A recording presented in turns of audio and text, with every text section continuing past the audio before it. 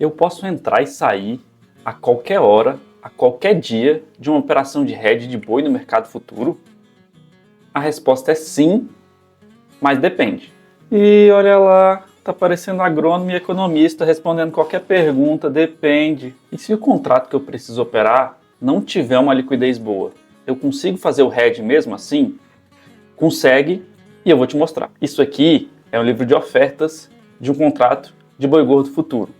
Os mais antigos também chamam de pedra. Você sabe como é que ele funciona? Você consegue analisar a profundidade do mercado só olhando para essa pedra? Liquidez no mercado, eu tenho certeza que você sabe o que é. Mas e profundidade do mercado? Você sabe? Como isso te afeta? Como afeta a operação do seu hedge? No vídeo de hoje eu vou falar sobre isso e eu não vejo quase ninguém falando desse assunto, mas ele é muito importante você entender antes de operar. Fazendeiro, planilheiro, bom ou não? Você já sabe o que é mercado futuro, já sabe o que é liquidez, já sabe como você vai entregar os animais e já sabe até um pouco dos contratos que você pode operar. Não entendeu o que eu falei? Assiste aqui a série de vídeos que a gente está gravando sobre esse assunto. Está no primeiro comentário, que eu tenho certeza que você vai entender. Eles são o passo a passo para a gente chegar até aqui. Bora para liquidez e profundidade? Liquidez de mercado eu já expliquei no outro vídeo. Quando você tem um lote de animais à venda aí, num momento que está saindo muito negócio, você e seus vizinhos conseguem fazer negócios muito rapidamente. É anunciar e vender. Se você está na compra, é procurar e comprar. Isso é um mercado líquido, facilita fazer negócio. Nesse tipo de mercado, é mais fácil você vender o seu gado, por exemplo, sem ter que mexer muito no preço dele, concorda? Dependendo do ponto do ciclo do gado, dependendo da época, você tem mais dificuldade de fazer negócio, ou seja, a liquidez do mercado diminui. Esse conceito de liquidez, ele se aplica a qualquer mercado. É boi, bolsa de valores, carro, imóvel, tudo. Por isso que negociar no mercado líquido normalmente é melhor, porque te dá mais tranquilidade de que você vai conseguir entrar e sair do mercado na hora que você quiser. Vamos pegar um exemplo aqui, fugindo de quem tem boi gordo. Imagina que você faz recria, mas você faz recria e não faz terminação. Obrigatoriamente, quando chega na fase de terminação, você tem que vender os seus animais. Se você fizer tudo certo, mas na hora de vender não tiver liquidez, é bem capaz que você perca dinheiro. Por quê? Porque você vai ter que baixar muito o preço dos animais que você está vendendo, do boi magro, para conseguir vendê-los. Se o mercado fica nessa situação por muito tempo, pouca liquidez, preços ruins, é possível até que você decida nem entrar no mercado. Ou seja, na hora de você comprar os bezerros para recriar, você vai pensar duas vezes. Porque, olha, o negócio é até bom, eu até sei fazer, mas na hora de vender o mercado não está bom, eu não estou conseguindo fazer negócio pelo preço que eu desejo. E isso pode me causar um prejuízo. No mercado futuro, é a mesma coisa. A rigor, você pode fazer negócio todo dia. O mercado está aberto todo dia e você pode comprar e vender contratos nos vencimentos que você quiser. Desde que tenha negócio acontecendo, tenha gente do outro lado querendo fazer negócio com você. Vamos falar um pouquinho de liquidez e analisar utilizando uma tabela que eu usei no vídeo passado. É uma tabela que traz todos os vencimentos do ano, com várias informações de preço, quantidade de contratos negociados, o último dia em que teve negociação, que é essa tabela que está aqui na tela. Eu mexi aqui um pouco na tabela, ocultei algumas colunas para ficar mais fácil da gente visualizar os dados. A tabela traz o vencimento, qual foi o último preço negociado, qual foi a última data em que houve negociação, o número de negócios que teve naquele dia e o número de contratos negociados, porque você pode negociar mais de um contrato em um só negócio. Tá? A gente já pode ver aqui que, como eu falei no vídeo passado, o contrato de próximo vencimento, e eu peguei esses dados aqui no dia 5 de 3 de 2024 e estou gravando o vídeo no dia 13 de 3 de 2024, ou seja, o próximo vencimento é março, o próximo vencimento tem bastante liquidez. Foram 467 negócios com 651 contratos no próprio dia 5 do 3. Outro contrato que tem muita liquidez é o contrato de maio. Geralmente maio e outubro tem bastante liquidez porque são épocas de safra de boi. Então o contrato de maio teve 468 negócios no dia 5 do 3, tá? Com 682 contratos. A gente pode ver aqui que o contrato de outubro, apesar de estar bem longe ainda, já teve 54 negócios com 101 contratos negociados. Isso já é mais do que os contratos de junho e de julho, que estão mais perto, porém tem menos negócio. Um ponto que a gente tem que olhar aqui também sobre liquidez é que, por exemplo, o contrato de agosto, com vencimento em 30 de 8 de 2024, no dia 5/3 não teve negócio, tá? O último negócio que aconteceu nesse contrato foi no dia 27 de fevereiro, assim como no de setembro. Quando a gente olha um pouquinho mais lá para frente, por exemplo, novembro, que já é um contrato perto de uma safra de boi, ou seja, perto de outubro, teve negócio mais recente do que o contrato de agosto. E o contrato de dezembro, que está muito longe e não é um contrato como maio e outubro bastante negociado, a última negociação desse contrato é no dia 25/1. Por isso que não vale a pena a gente só olhar para o preço. Por quê? Porque R$230 na arroba do boi, lá quando a gente olha o contrato de dezembro de 2024, com vencimento de dezembro de 2024, é referente a um preço que foi negociado no dia 25/1, 25 de janeiro. A gente já está, nesse caso aqui, no dia 5 de março. Então, talvez não seja uma referência muito boa. Obviamente, quando a gente olha um contrato que foi negociado ainda hoje, ou ontem, por exemplo, dia 5/3 ou 4/3, no caso aqui dos números que eu estou analisando, realmente esse preço parece fazer mais sentido, ou seja, houve negociação muito recente. Retomando o exemplo e a simulação do outro vídeo, em que eu falei que a gente tinha 20 cabeças de boi gordo para entregar em maio de 2024, e quem está acompanhando a série sabe do que eu estou falando, sabe que exemplo é esse, a gente pode analisar se o mercado tem liquidez para isso. 20 cabeças de boi gordo, de 17 arrobas, que era o nosso exemplo, dá mais ou menos um contrato. E calma, que vai ter um vídeo para eu falar de padronização, tamanho de contrato, todos esses detalhes. Mas por enquanto a gente sabe, e eu estou falando aqui, que a gente tem um contrato para negociar para maio de 2024. A liquidez desse vencimento comporta a gente negociar? Bom, no dia 5/3 foram 468 negócios com 682 contratos. Parece estar bem tranquilo para a gente operar um hedge nesse vencimento. Mas é aí que entra o depende, porque a gente está falando aqui de um contrato. O depende do seu tamanho. Quantos contratos você precisa negociar para fazer o seu hedge? Um contrato? 10 contratos? 100 contratos? Porque veja, para maio de 2024, se eu quisesse cravar esse vencimento, está bem tranquilo. Mas e se eu tivesse 100 contratos para negociar para junho de 2024? Quando a gente vai olhar a liquidez desse vencimento aqui, dia 28/6, no dia 5/3, foram apenas 23 negócios com 35 contratos negociados. Ou seja, não me comportaria eu fazer o hedge de 100 contratos para junho de 2024. Me daria um pouquinho mais de trabalho. Eu não conseguiria fazer isso em um dia só. Uma outra coisa, ainda sobre esse assunto, que eu não vejo ninguém falando, é a profundidade de mercado. O que é isso, Rodrigo? Isso é um conceito que se aplica não só ao mercado de boi, mas também a outros mercados, ok? Para falar sobre isso, eu vou mostrar o livro de ofertas do boi com vencimento em maio de 2024 e eu tirei essa foto aqui no dia 5/3, mas lá no final do dia. Do lado esquerdo, a gente pode ver todas as ofertas de compra e do lado direito a gente pode ver todas as ofertas de venda. Primeira coisa, ninguém sabe quem está fazendo a oferta, quem está colocando o preço. Aqui a gente consegue ver qual corretora fez, mas o cliente especificamente a gente não sabe. A gente tem aqui a quantidade que a pessoa está querendo negociar e o preço, na coluna quantidade, na coluna preço. Do lado esquerdo é a ordem de compra. Então, qual é a melhor compra possível? É a compra mais cara, tá? Do lado direito, a gente tem a venda, também quantidade e preço. Qual é a melhor venda possível? É a venda mais barata. Por isso que do lado esquerdo, a gente está vendo ela do maior para o menor. E do lado direito, que é a venda, a gente está vendo do menor para o maior. Se eu quiser colocar uma ordem de compra, eu vou colocar uma ordem de compra desse lado aqui. E qual vai ser a preferência da minha ordem? Quem fica primeiro? Quem colocou o maior preço de compra. Não interessa se eu coloquei há muito tempo ou se eu cheguei agora.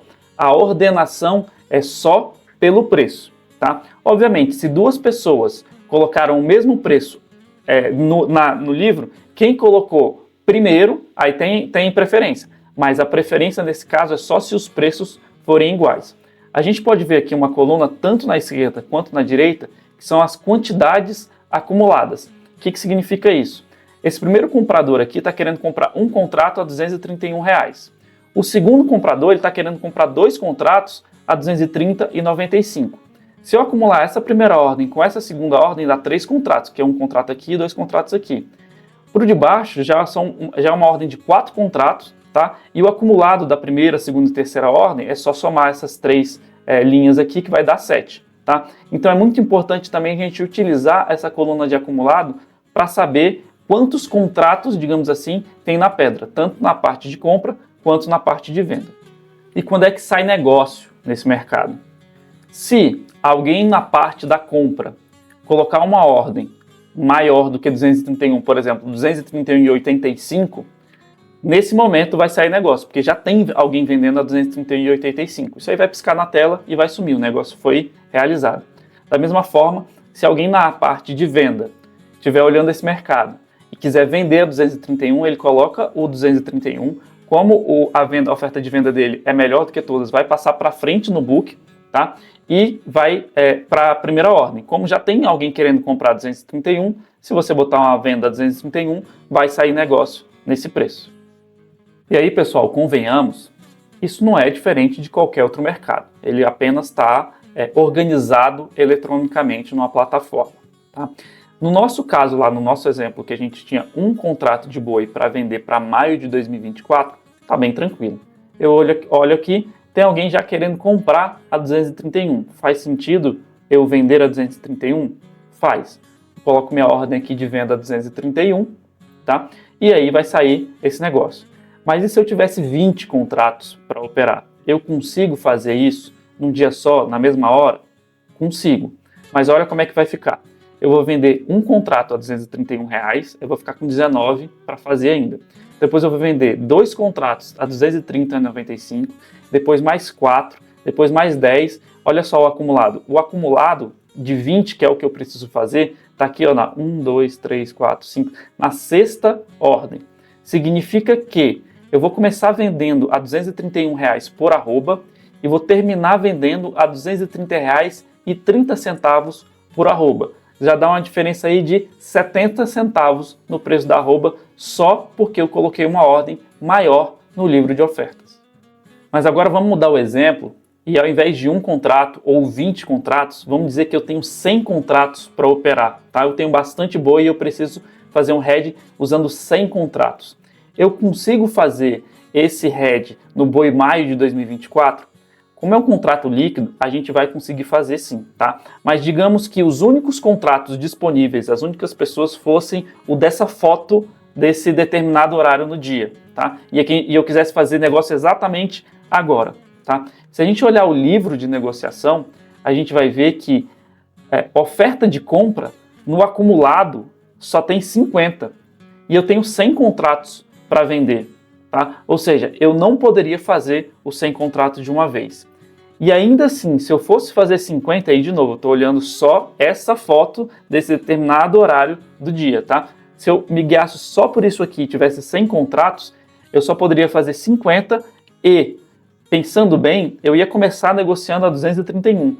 Mas o último contrato desses 50 já ia sair a 222,25. Dá quase R$10 por arroba só de diferença de preço porque a minha ordem é muito grande. Isso é a profundidade. Se você for olhar o mercado, tem liquidez? Tem. Tá saindo negócio? Tá. A gente pode dizer que está tendo liquidez, mas a profundidade para eu entrar com a minha ordem tá boa? Aí a gente já tem que olhar, depende do tamanho da sua ordem e depende do tamanho e do horário, enfim, do dia da sua negociação. E é nesse tipo de detalhe que a gente tem que prestar atenção na hora de definir a nossa estratégia de fazer o hedge.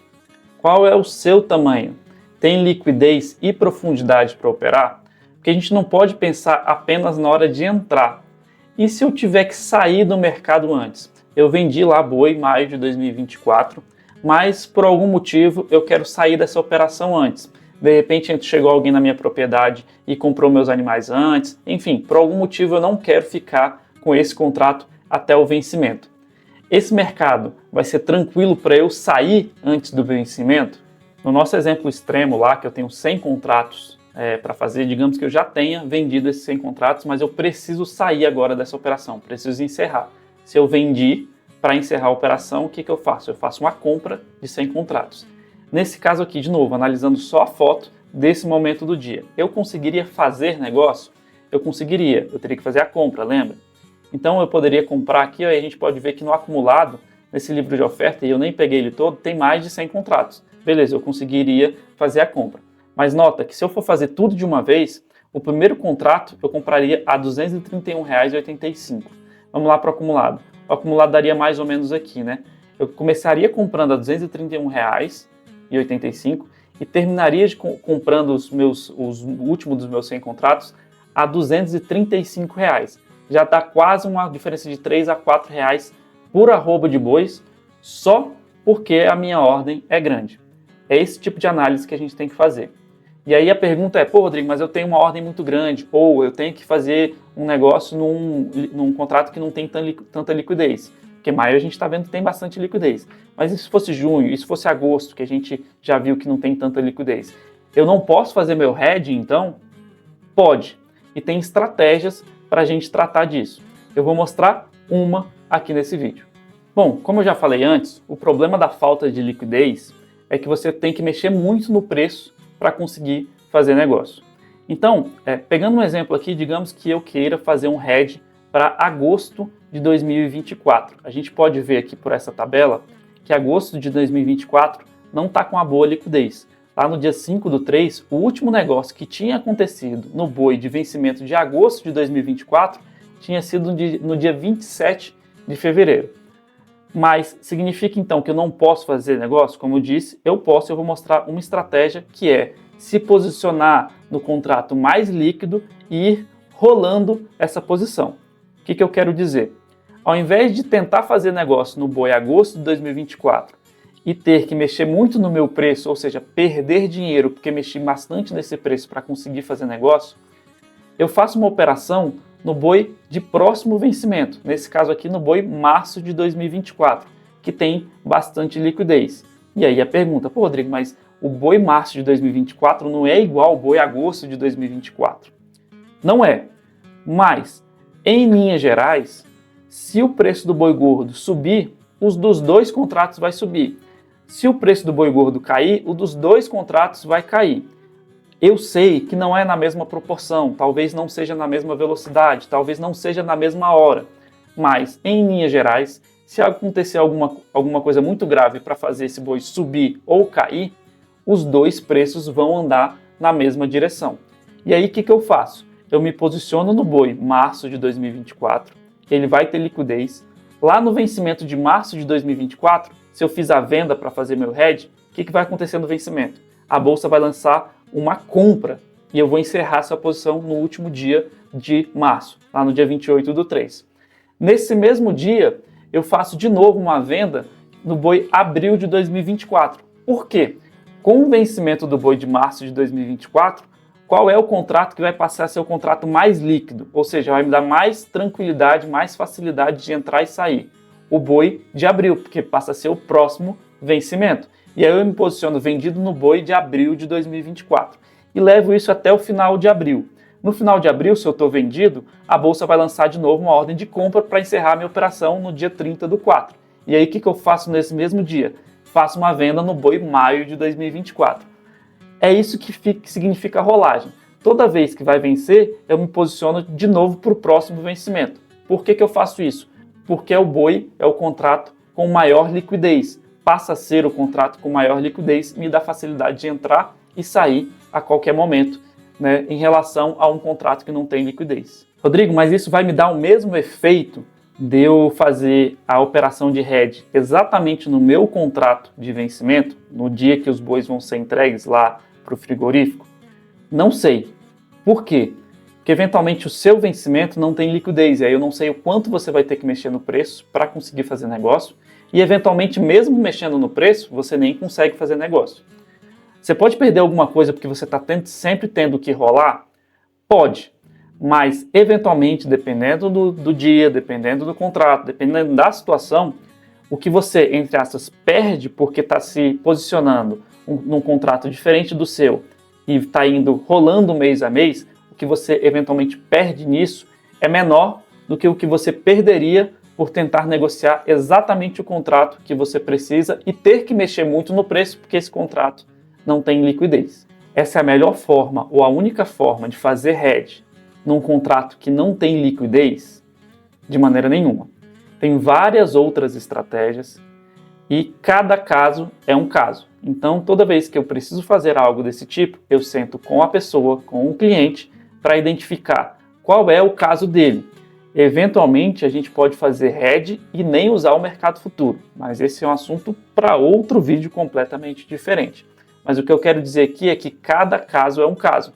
Porém, de qualquer forma, sempre tem um jeito da gente conseguir encaixar o problema que a gente tem numa melhor forma de perder menos liquidez e, eventualmente, o cliente está mais interessado na segurança dele poder entrar e sair da operação a hora que ele quiser. A gente vai fazer de um jeito. Outro cliente está mais interessado em garantir o preço exatamente que ele pensou lá no início. Esse vai ser outro caso. Então, a gente tem que realmente identificar qual que é a sua estratégia, né, qual que é o seu tamanho, para a gente conseguir desenhar a melhor forma de fazer esse hedge. E aí, estamos captando? Estamos evoluindo? Está entendendo? Se você entendeu até agora, mas tem várias dúvidas ainda martelando na sua cabeça, perfeito, é isso que eu queria. Significa que você está entendendo e está já antecipando outros problemas. Por exemplo, você tem Nelore, seu vizinho tem Angus, o outro lá mexe com mestiço. Esse mesmo contrato da bolsa vale para todo mundo? Esse tipo de dúvida é muito bom, significa que a gente está realmente entendendo toda essa série e já é um próximo motivo para eu fazer o próximo vídeo, que vai ser de padronização dos contratos da bolsa. Então já se inscreve no canal, curte, compartilha, vai lá no Instagram, me adiciona, manda mensagem no nosso WhatsApp. Por esse vídeo é isso, um grande abraço, até a próxima. Tchau, tchau.